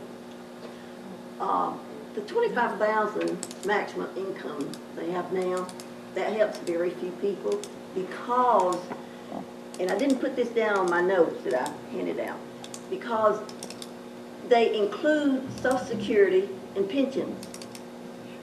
If the county could keep it at the 25,000, but exclude Social Security and pensions. That would help a tremendous amount of people. And I'm sorry I failed to put that down on my notes that I gave you. Thank you. Any other board members? Yeah, Mike, I got and what I did is sort of just wrote some stuff down in regards to this to make sure, I know that, and I'm going to start, and I'd rather be able to talk, but since I wrote it, a lot of this is just me reading off my notes here. And as I try to remember back from the time when I came on the board in January of 2015, we were seeing these, you know, the stuff in the newspaper talking about school tax exemption and stuff like that. And it was basically every week, and that's still happening today. And in late 2015, the concerns began to be targeted toward the school board. And where that initiated, I don't know. But when things become targeted toward the school board, you know, I take it serious. Is this something that we are responsible for, or is it not? And of course, commenting, I could not comment because I didn't have enough knowledge of the processes that would have to be, you know, where this would have to go. So as I started researching this stuff, and of course we have hours and hours of training, new board training, and training continuously. And I knew in our training we had never had a word regarding these issues at all. I mean, everything else that we do was very, I won't say clear, there's never anything clear when it comes to law, but we had topics, and there was never an issue with this. So I was scratching my head the whole time. And, you know, as to, is this us? Whose is this? And so, like I said, none of the documents we got, nothing that we experienced had anything in here. So naturally, I go to the Constitution, and the Constitution says exactly what she presented, the governing authority of a county or a municipality. And I even Googled municipality because I wasn't sure what that meant, you know, overall. And of course, from the research I found, we're a school system. We provide a service to counties in a state. And so that helped me relieve my concern so much that and we're talking individuals here. This is the first time as a board we've discussed this. So what I'm discussing here is my personal findings and my personal opinions on what I have researched. And I did talk with Mr. Jones this week, and he had told me that he had sent a request in the Attorney General's office to clarify that. And with lots of law, you know, we do have to go to the attorney for clarification. But when I read the governing authority of any county or municipality, that, to me, that was clear enough to where I didn't have to seek out legal advice to a major amount. You didn't think it was a school board? I didn't think it was school board because I'm not the governing authority. And this is not throwing anybody under the bus. This is just trying to make sure we clarify and give information that we have, that I've found, and where we stand as a school board on this. And then even with that, because this has been commented on and we're still being looked at as somebody that can do something about this, I thought back of a time and a few months ago, and Dr. Perry was with us at the chamber meeting we had here in the county, where the Georgia Chamber of Commerce came in and they gave a presentation. And I didn't even have any idea that this information was going to be in there. We just happened to be sitting in the audience. And what this done, and I tried to find this before I came so I could give more clarification on what I saw that day. But it was talking about the projections for retirees moving into this area, and I couldn't remember if it's 10 years over the next 14 years. There was a number, and I don't have that number, but it was in our foreseeable future. And it showed this Pickens County, the mountainous areas, as being increasing in retirees, which didn't surprise me, but when you saw it in numbers and what the state was projecting, it caught my eye. And so that, that was in my memory. And then I got a study this week that was dated basically 2 weeks ago, September 27th of 2016, from Georgia State University. And the topic was age-based tax exemptions in Georgia. And they did a study on it, and it's strictly in Georgia, and it's 2 weeks. It's very, very current for this to come out. And of course, there's lots and lots of formulas in there, and you'd have to have a double PhD and I don't know what to understand all these formulas that they were looking at. But there was a statement in there, and I'm quoting this statement exactly as I saw it. It said that we find significant effects with age-targeted property tax exemptions leading to higher populations of older homeowners relative both to younger homeowners and to older renters. And when I saw that, along with what the state, the Georgia Chamber of Commerce was projecting, I knew that whoever looks at these issues, this is what they're going to have to look at. So there's lots of projections, lots of things that, and when somebody tells me it's a projection, there's nothing solid when you're looking at projections. So that's a scary thing for anybody, whether it's a school board. If we were having to make decisions strictly on projections, that's very, very tough. So at whatever time somebody starts working on this, there's going to be massive amounts of time that's invested in this, because this is something, once it's passed, you're going to basically have it. And what I'm saying here, I'm not saying that I don't agree with anyone who wants cheaper taxes, because there's probably nobody in here who wants cheaper taxes any more than I do. And I'm a upper middle-aged person with kids in the school, and it takes everything I make to pay. And anybody's got kids in school, you know what it costs. So I want cheaper taxes. And people who misuse tax money, the reason our country is financially in the shape it's in is for that very reason. And the reason I bring those two pieces of information in here is just strictly because to make people aware that, or bring to light really, what kind of complex looking at this would involve. And it's easy to say, well, to come, and I'm not knocking you for saying what you said, to come to the table and come up with something that benefits everybody. This is a very touchy area when it comes to what's going to happen currently and what can happen in the future with education. All right. Now, I'm not trying to get away from the obligations that the board has, or what I see as the board has, as far as taxes in our community. We make an impact. We get more of our community's taxes than the county does. It's us. We get it. And I looked at my taxes, and I tried to confirm with Amy, and I had figured out, I think it was 67% of my taxes that I'm paying this year is coming to the school. 67%. So that's a lot of money. So we do impact the taxes in the county. And where I feel that the obligation of the school board is is when we sit down every year in front of Amy and we start going through these budgets, I hammer her to death. I mean, I ask question after question after question, and she answers them over and over and over. Many of them is so repetitive, and she does it. And I know it's aggravating to her, but I'm that serious when we're looking at these budgets. Are we doing the best service for our kids and the people who are paying these taxes? That is where our obligation lies with, and that's the largest amount of money. Now, when we're talking about $43 million, if I said something and we took out $10,000, $20,000, $30,000, well, I feel great. Well, we've done something, but that is minute, and I hate to say that. I hate to say minute, but it is if it comes to how we were trying. If we were trying to make up for lost revenue, $30,000 would not be what we would have to do. It would have to come in the form of a tax increase.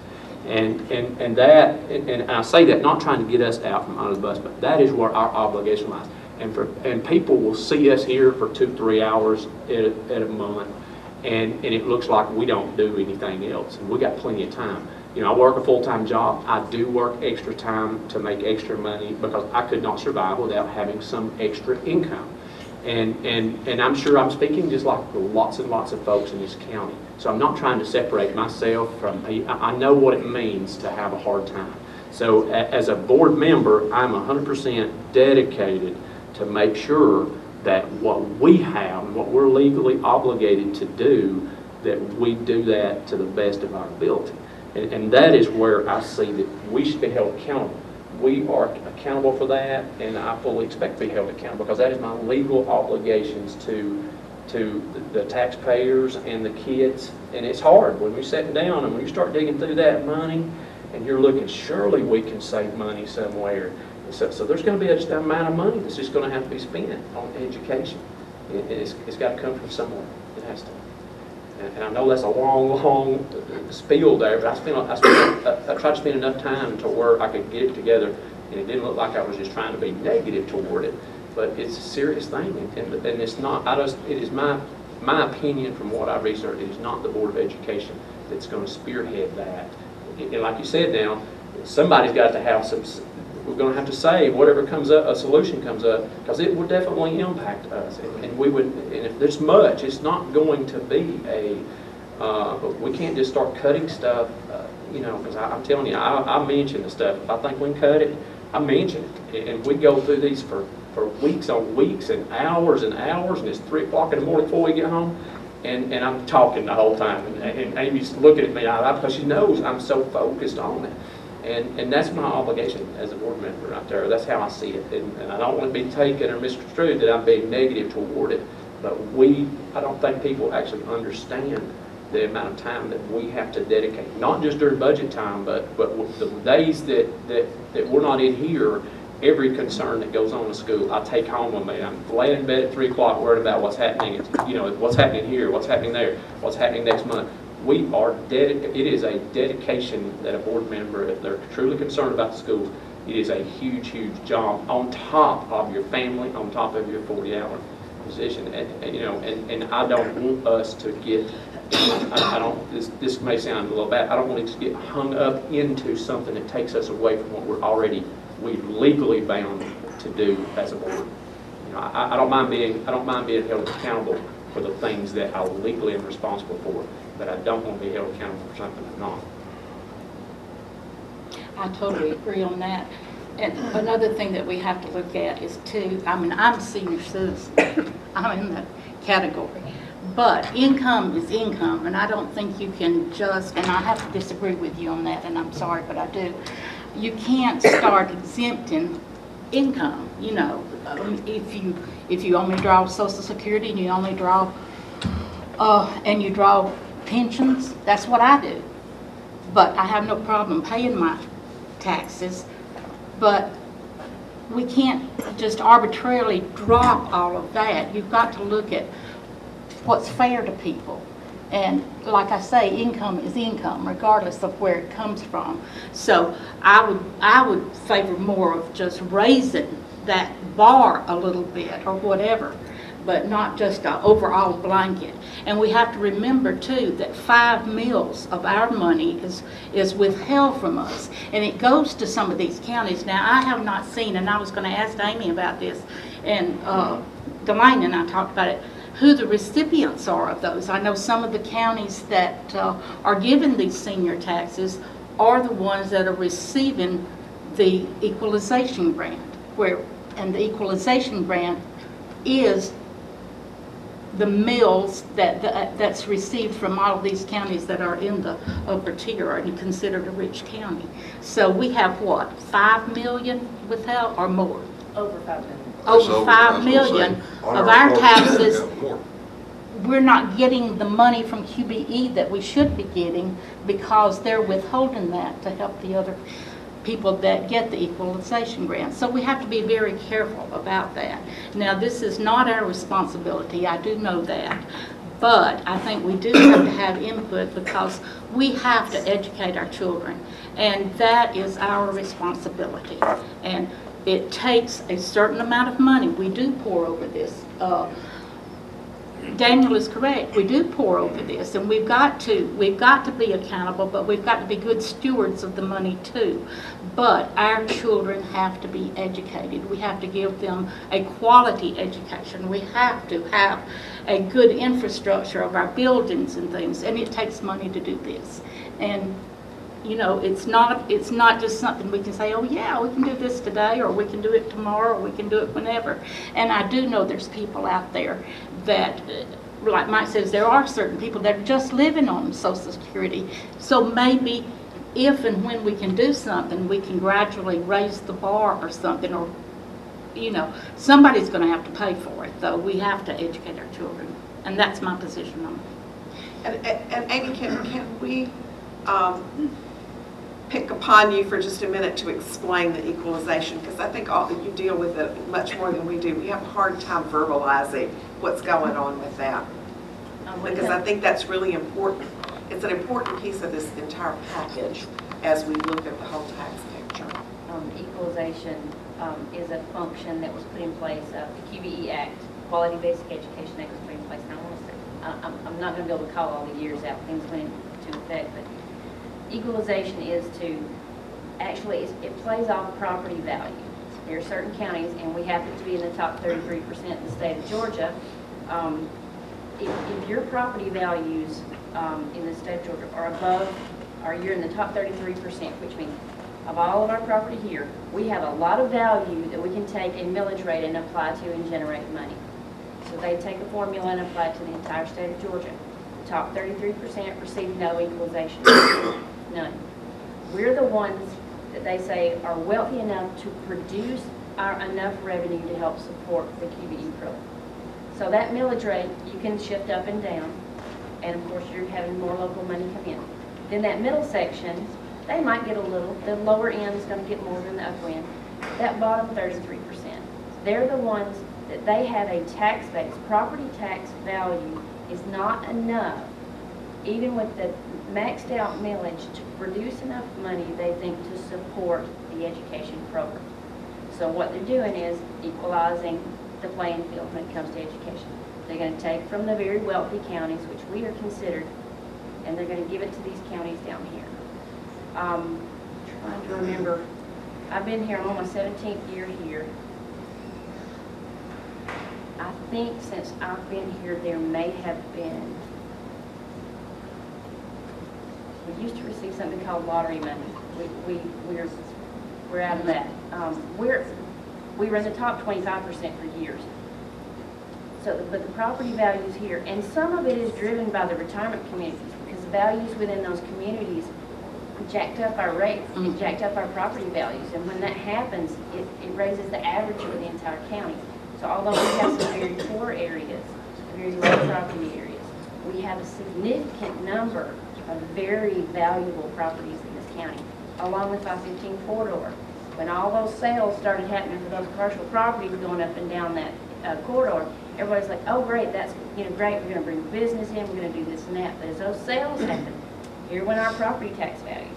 So it knocks us out of being able to get equalization money. We're in that top bracket when they changed it from 25% to 33%, it was the first year we dropped out of the 25%. I was so excited, we're gonna get something. They changed the rules. So, but that mechanism is to take from these counties that are able to produce the revenue because their property values are so high, and give it to the counties who, I mean, there are a lot of areas, and I don't want to really call county names without looking up everything like I need to, but they're very poor counties. There is no value in the land. They can't sell it. I mean, it may be farm country, you know, there are areas that what it used to be used for, it's not now, but those values, if they've gone down, as industry has moved out of an area, those property values drop, and they cannot, even at the highest rate, if they hit 20 mills, they still could not produce enough revenue to support that school system in an appropriate manner according to the state regs. So that's the basics. Does that make sense? Dr. Perry might want to chime in on that. You know, they do. You know, the low wealth counties are going to get the equalization funds. I mean, you know, I've seen them. I have experience with one that was around $2 million, and so.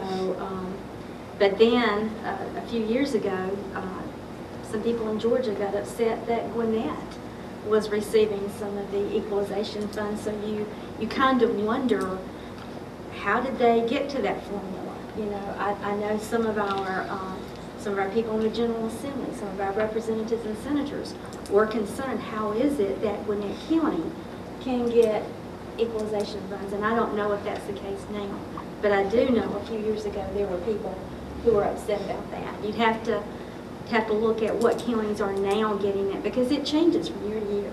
And it changed during the austerity cuts, you know, from 2002 on.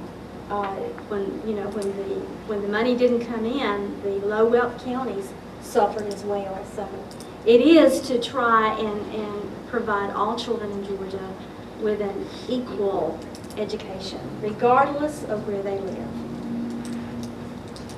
You know, another key thing to remember in all this, this is not something that anybody can just grant.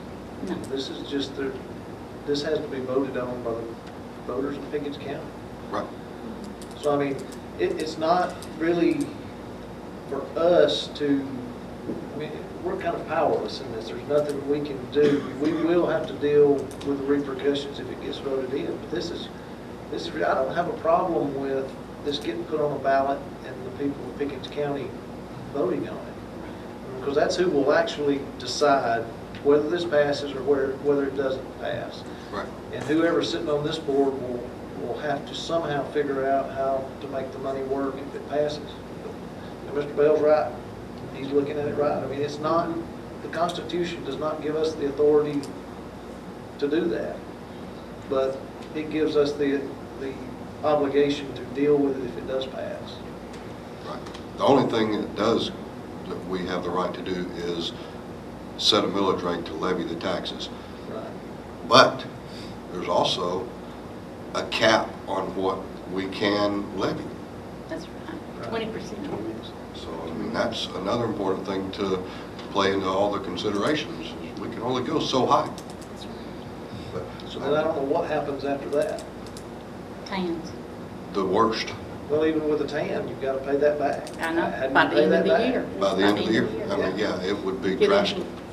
Get into a mess like the county has. Has no one on the board considered the reassessment of property? We hadn't had property reassessment since 2000.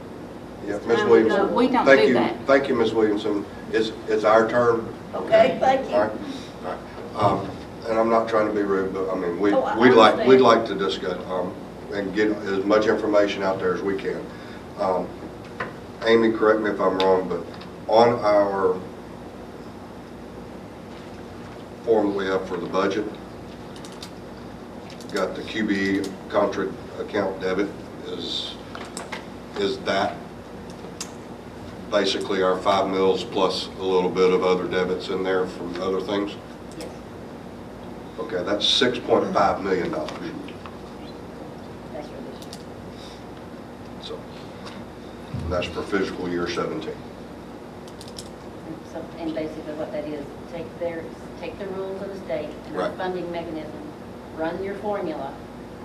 We're going to count our kids, we're going to do our FTE count, we're going to turn it in, we're going to report our CPI data, we're going to report it to T&E, we're going to do everything the state says we have to do, report all the information. They do the calculation, they come up with a number, but they go, okay, we're going to keep this, the $6.5 million, that's our buy-in.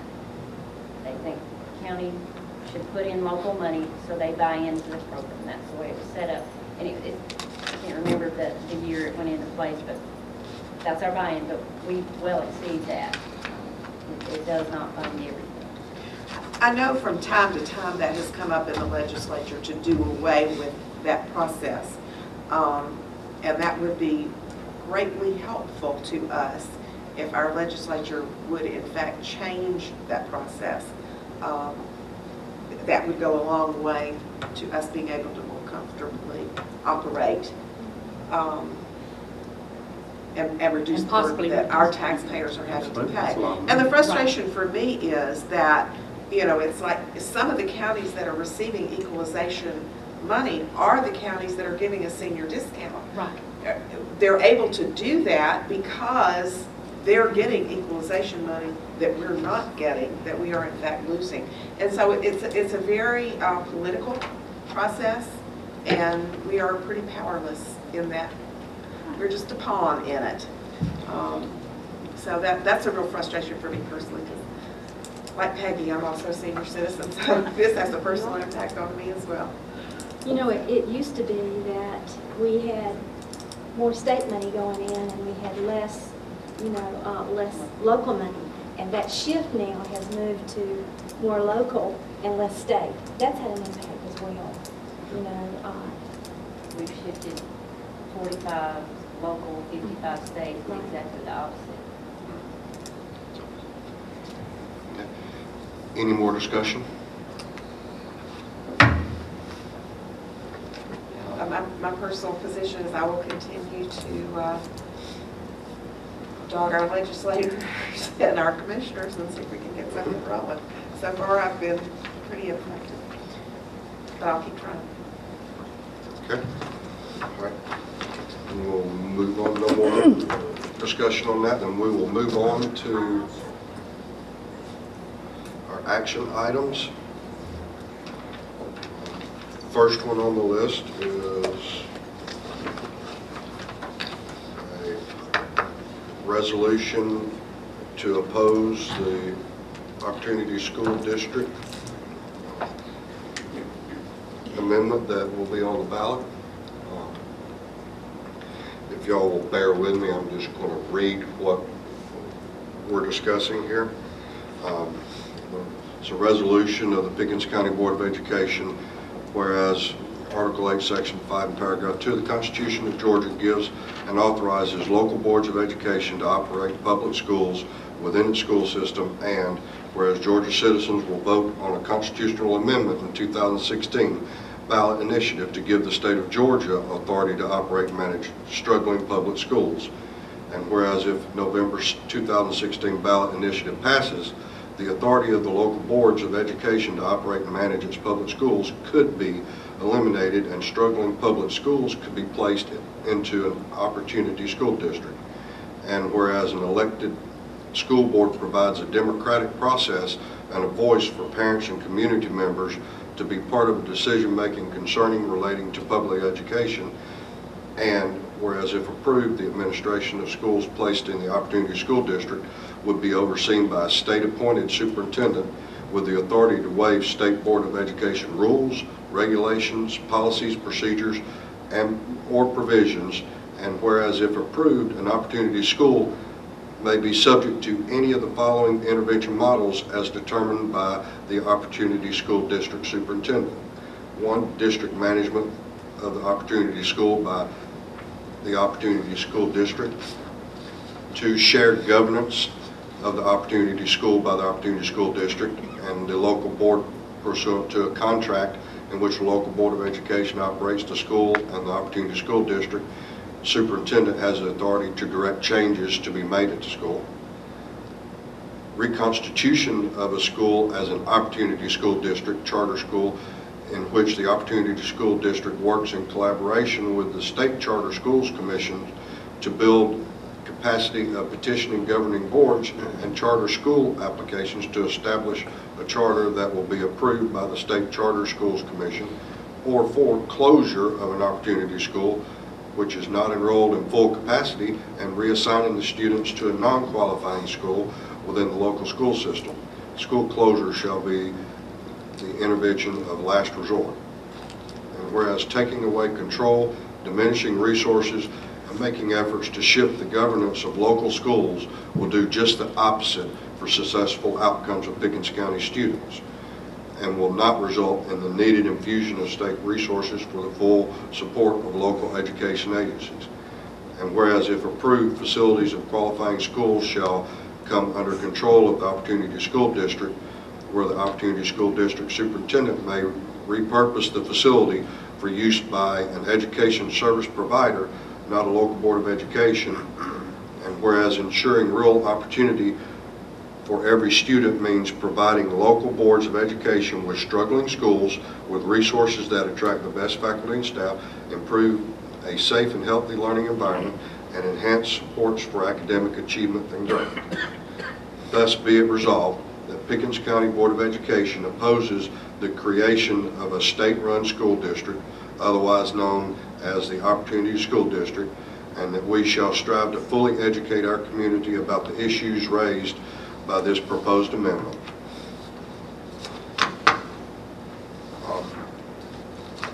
Basically, what I'd like to say about it is this is, I was talking to someone about trying to explain to them everything I knew about the amendment, and this was the best way I could explain to them what was going on. And it's, I mean, you know, my dad was a coach, so I used a ball game as an example for him. I mean, why would you want to go into a ball game with an opponent that gets to change the rules when they want to? They get to make it to where you can either get points for scoring or not, and then change the outcome whenever they want to in order to make sure that they win. We all signed our strategic waivers contract with the state. And I feel like that was a move on the Pickens County school system and this Board of Education to ensure that we were going to try to grow our school system and we were going to try to improve it. And it seems to me that this is an attempt to basically circumvent that because it wasn't a fast enough timeline to take over. There are ramifications if we do not improve already in place. There doesn't need to be, anything out there that makes it to where you can change the rules in the middle of the game and just take over when you want. That's my personal soapbox on the amendment. Now you can have yours, Lee. Okay, I'll probably not. Just so everybody understands, there are only 2 school systems in the state of Georgia who have not signed some kind of flexibility contract that allows for the elected school board officials to come in and intervene in your school should you happen not to be making the progress that you've contracted to make within that contract. There is no need for an additional agency to be developed at taxpayers' expense to come in and help out failing schools, which has yet to have a clear definition of who those schools would be. So I feel like it's an unnecessary bureaucracy, it's a political bureaucracy, and it's unnecessary because it takes control away from those of you who vote for us to determine how your taxpayer money will be used, as opposed to having someone from the state dictate how that tax money can be used. And also, if there's no provision in there that prevents that Opportunity School District from going into the hands of for-profit charter systems. as well, which would totally remove local control. So that's my reason for suggesting that we vote for this resolution tonight. And having this resolution may not help us with anything that we're needing from the state, because they've somewhat threatened local school boards not to do this, not to put out information to try to inform people on what this could or could not do to your local schools. And people need to be aware of what they're voting for, because the wording on the ballot is not very, if you read Wording on the ballot sounds great. yeah, if you just read the wording on the ballot, why would you not vote for it? But if you dig a little deeper into it, it's a little more complex than what you're reading. Okay. Any other discussion? Okay. All right. I'll make a motion that we adopt the resolution of Pickens County Board of Education about the proposed amendment. I'll second that. Second by Ms. Lewis. Any other discussion? All those in favor? 5-0.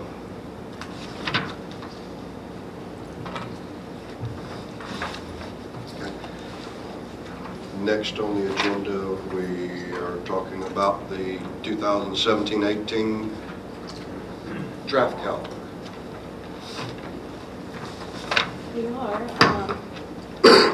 We do have a draft calendar that the board has looked at, and we would like to put it out for review for 30 days to get input from the community, from teachers, from anyone who may have a concern or may have a suggestion. So my recommendation is that we take the calendar, the sample that we have, let's put it out and let's see what people think about it. Leave it out there for 30 days. So we'll leave it out for 30 days and then vote on it in November. Okay, then I'll make the motion that we put the draft calendar out for 30 days. Second. Seconded by Mr. Long. Any other discussion on it? I think we need to make it clear that this is out there for people to look at and comment. I guess it'll be on the website. It will be. Be on the school system's website that everybody can go to, pull it up, look at it, make comments. And principals, we did change that Friday, the 22nd. Some of y'all had concern that staff, they may need that day off in order to prepare for Christmas. So we moved that in-service day from the 22nd of December to January the 5th. So that would give an additional day for people to get ready for Christmas. I think that was a concern that you had, was there a way to provide some extra time? So we moved that. Okay. All those in favor of putting the calendar out for 30 days? 5-0. Next, we get to look at some more surplus.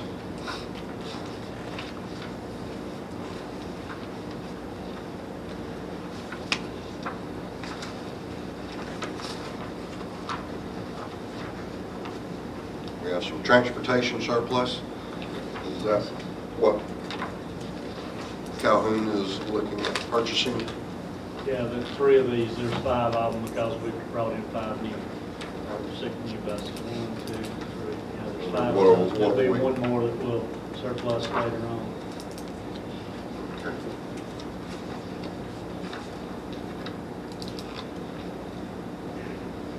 Still like my idea of 1 bus driver for a bus. This from Hill City looks like it's a weeding of the library, is that right? Yeah. Or do y'all give those books to the kids? Yes. And we use some of our extravagant grant money to balance our media center. Right. So a lot of books that really worn out, needed to go, had not really been, we had a couple books that had not been checked out at all. Yeah. And they'd been there for maybe 10 years. Yeah. They needed to go. Good.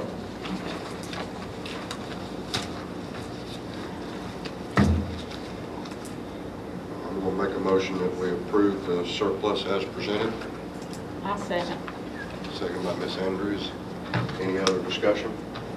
All those in favor? 5-0. Next on action items is approval of minutes.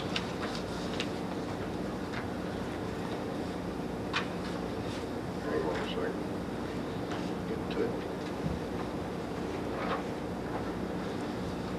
We have minutes from September 8th, September 29th, and October 10th board meetings.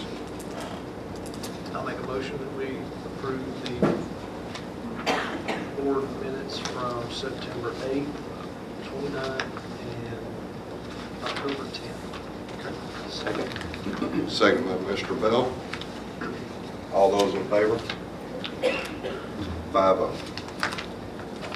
Next on the agenda is discussion with Mr. Parker about a swim team.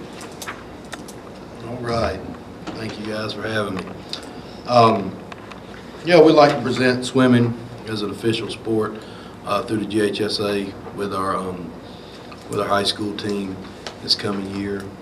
We had not done that in the past, but you know, we want to get as many people participating in as many different things, whether it's athletics or not, as possible. And we got some really passionate people in our community who've done a great job getting organized with the swim programs at the recreational level and club level, but we haven't been able to have one at the high school.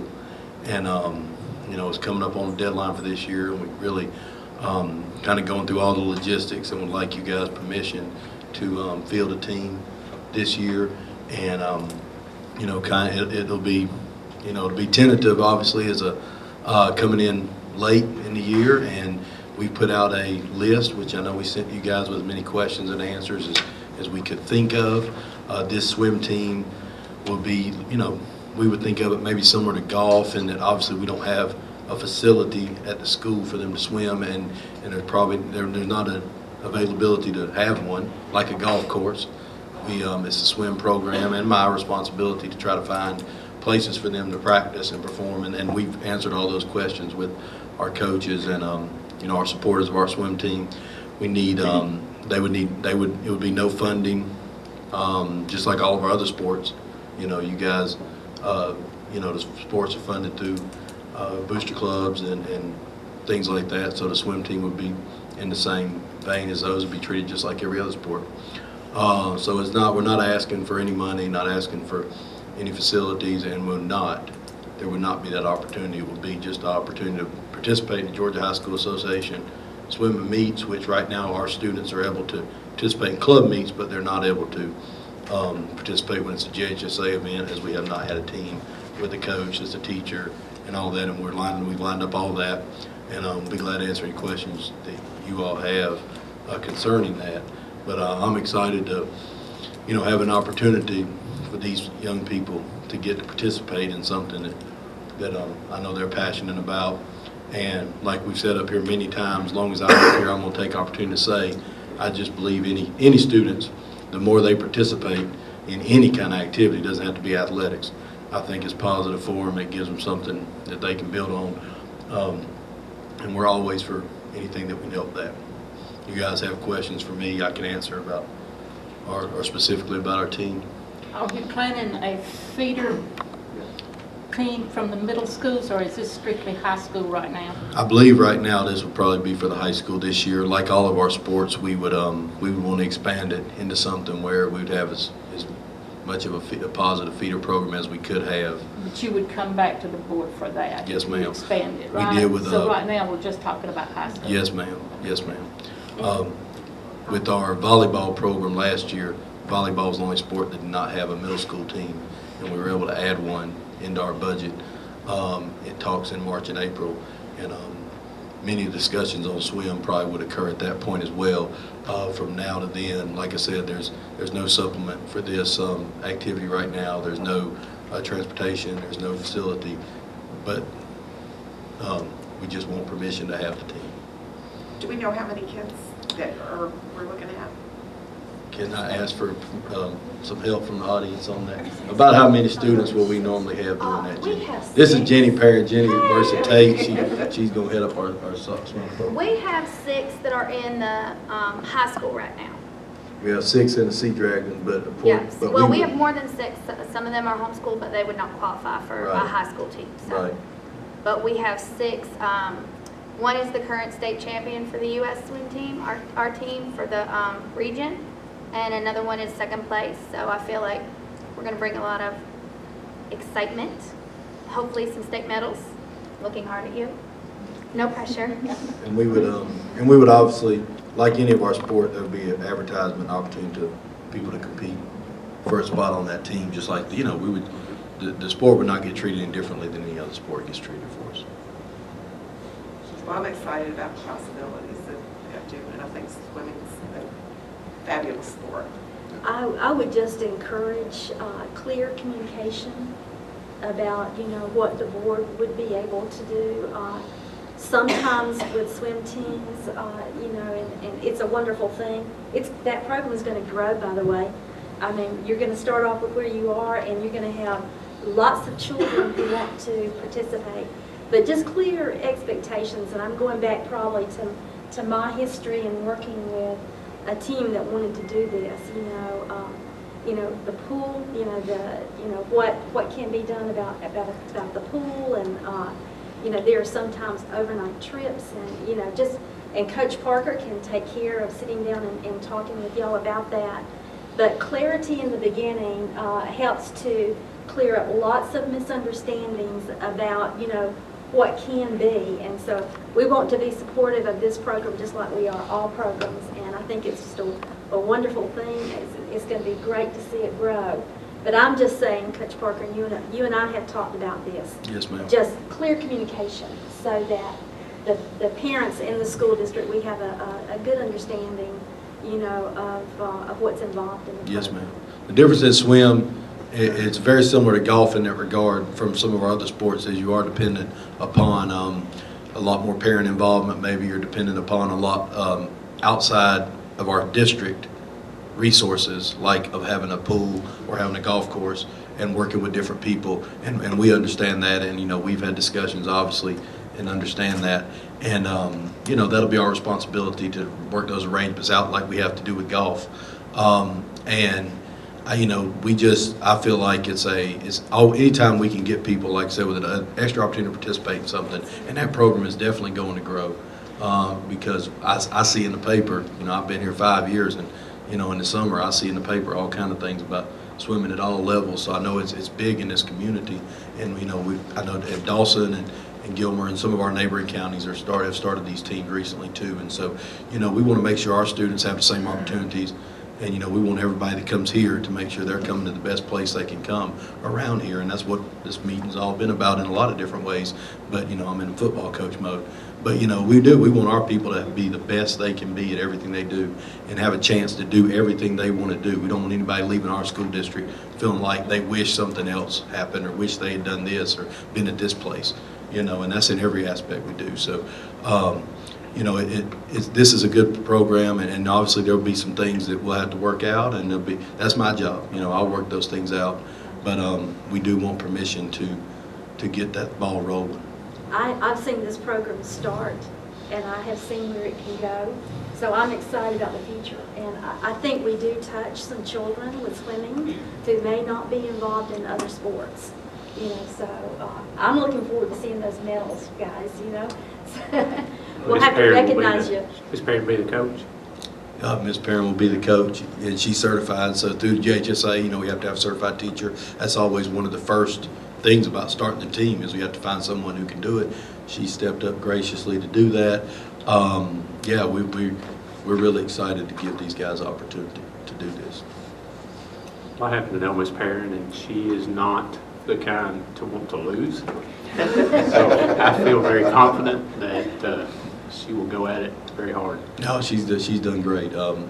Been very lucky to have some good guys in the district. I don't really like to lose much either. So. JV won tonight. Football 7-0. JV 7-0. Anybody that watched the Olympics, recent swimming was big in that, and Yeah. there was lots of folks attending college here in Georgia that were taking part in that. Oh, it's exciting to watch. It is, it's wonderful. Thank you for stepping up to the plate and asking us to do this. You know, it takes somebody who's willing to step out there and do that. So we're appreciative. Thank you. These parents have done a great job of trying to organize and trying to do things the right way, and sometimes it's a tedious process to start something, and you know, they should be commended for that. This is going to be a good opportunity for our young people. It really is. Okay. I'll make a motion that we approve the establishment of a swim team at Pickens High School. Second. Is there any other discussion? All those in favor? 5-0. Thank you. Go hit the wall. And this happened quickly. I was amazed at how this came together at the end. Happened quickly. Okay. Next on the agenda, I'm going to make a motion that we go into executive session to discuss or deliberate upon the appointment, employment, compensation, hiring, disciplinary action or dismissal, or periodic evaluation, or rating of a public officer or employee, or to interview applicants for the position of superintendent, and to consult and meet with legal counsel pertaining to pending or potential litigation, settlement, claims, administrative proceedings, or other judicial actions brought or to be brought by or against a school district or an officer or employee, or which the officer or employee may be directly involved. Second? Second. Second by Ms. Andrews. All those in favor? 5. Ms. Andrews made a motion and I seconded to end executive session. Vote was 5-0 and no action was taken. I'll make a motion that we approve the executive session minutes as read. Second. Seconded by Mr. Long. All those in favor? 5-0. Next on the agenda is approval of personnel action report. I make a motion we approve the personnel action report as presented. I'll second. Any discussion? All those in favor? 4. All those against? 1. Okay. Our report is passed. Next on the agenda is board comments. Thank you for the cupcakes. You're welcome. Yeah, you're welcome. Those are always good. Yep. Okay. And I think we probably talked a lot more tonight than we ever have. So I'll make a motion that we adjourn. Second. The card needs to go around. Everybody sit. All those in favor? 5-0. We are adjourned.